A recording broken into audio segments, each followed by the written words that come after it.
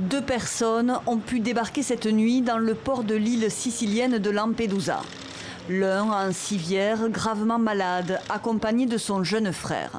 Ils étaient bloqués à bord du navire Sea-Watch 3 depuis 2 semaines. Le bras de fer continue entre le ministre italien de l'Intérieur Matteo Salvini et la capitaine du bateau humanitaire qui a forcé mercredi le blocus des eaux territoriales italiennes. La vie de ces gens est bien plus importante que les lois d'entrée dans les eaux territoriales. Ce que nous allons faire, nous le faisons au nom de l'intérêt de ces gens. Je suis inquiète pour ces personnes qui se trouvent avec nous.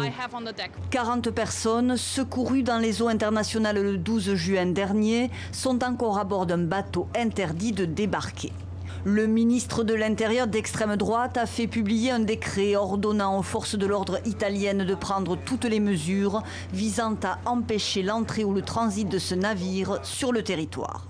Matteo Salvini a émis de nouvelles menaces après avoir vu le bateau se positionner à quelques kilomètres à peine des côtes de Lampedusa.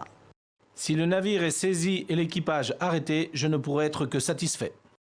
Monsieur Salvini refuse que les migrants débarquent avant d'avoir l'assurance qu'ils seront immédiatement répartis dans les pays membres de l'Union européenne.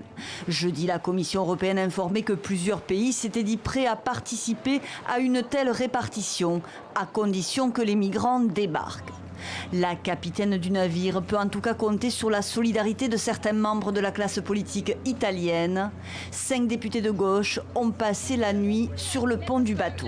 Le site internet de Sea-Watch a de son côté récolté plus de 240 000 € en moins de 2 jours après la cagnotte lancée par un militant italien pour aider à faire face aux frais de justice de l'ONG.